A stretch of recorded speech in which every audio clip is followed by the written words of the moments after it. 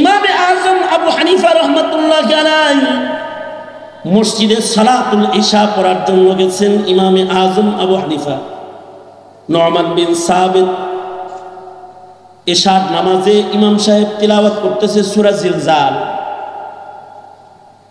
সূরা জিলজালের তিলাওয়াত শুনে আখিরাতের ভয়ে ইমামে আজম নুমান বিন সাবিতকে কম্পিত করেছে। এমনকি নামাজে দাঁড়ানো অবস্থায় উনি দুর্বল হয়ে গেছে।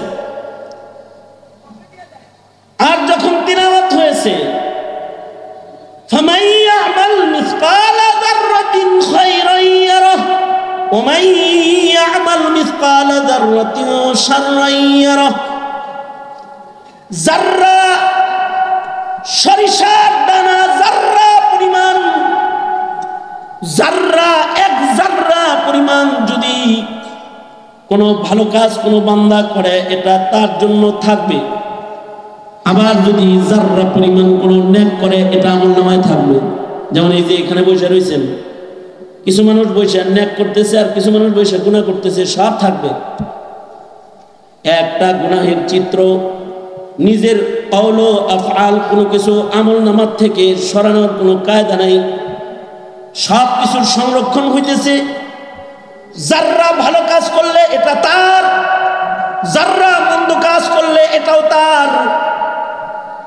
নামাজের ভেতরে যখন নুমান বিন সাবিত এটা তিলাওয়াত শুনেছে তো তাকওয়া নতুন করে বেড়ে গেছে, ঈমান বেড়ে গেছে। ওয়াইদা তুলিয়াত আলাইহিম আয়াতুহু যাদাতুহুম ঈমানা।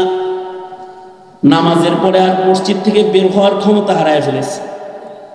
এমনিতেই ইমামে আজম রাতের বেলায় ঘরের ভেতরে সারা রাত নামাজ পড়ে, ভয় ঢুকছে যদি আজ রাত্রে মরণ হয়, আর যদি এ রাত নিজের শেষ রাত হয়, মরণটা যেন খোদার ঘরে আল্লাহর ঘরে আল্লাহর কোলে হয়, আর মরণটা যেন আল্লাহর কালাম তেলাওয়াত করতে করতে হয়।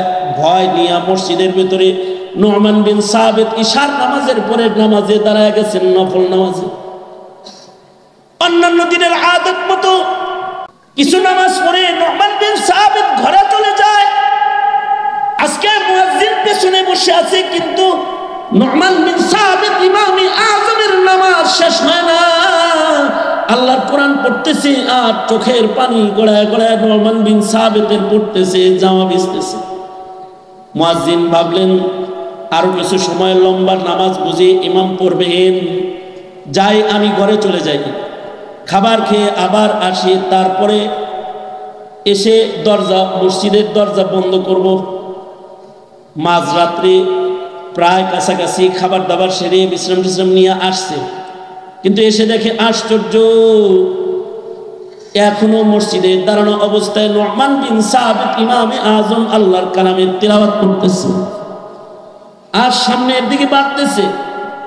মুয়াজ্জিন বুঝে ফেলেছে আজকে নুমান কোরআন খতম না করে সালাম ফিরাবে না।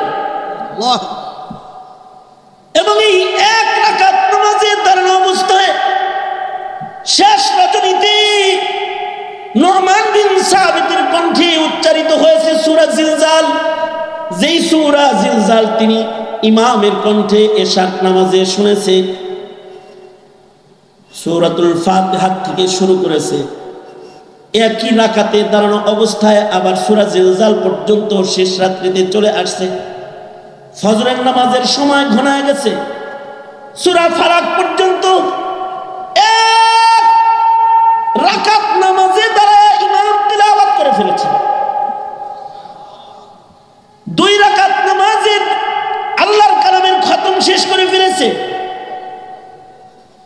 আমরাও আল্লাহর গোলাম, তারাও আল্লাহর গোলাম। আমরাও নবীর উম্মত, তারাও নবীর উম্মত, কিন্তু এই উম্মতের কিছু কিছু মানুষ দুই রাকাত নামাজে কোরআন খতম করছে আর রাত শেষ করছে। কিন্তু আমাদের হালত হলো ফেসবুক খতম করে রাত শেষ হয়ে যায়। তারা তো এক রাকাত নামাজে কোরআন খতম করে ফেলেছে। এক রাকাত নামাজে যারা পুরা কোরআনের তিলাওয়াত করেছেন, দুই রাকাত নামাজে কোরআন খতম করেছেন হযরত উসমান রাদিয়াল্লাহু আনহু, হযরত উবাই ইবনে কাব রাদিয়াল্লাহু আনহু। কিন্তু এক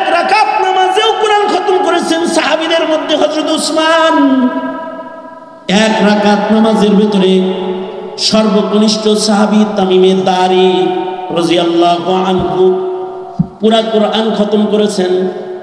তাবেঈদের ভেতরে 1 রাকাত নামাজে ইমামে আজম আবু হানিফা রাহমাতুল্লাহি আলাইহি কোরআন খতম করেছেন 1 রাকাতে।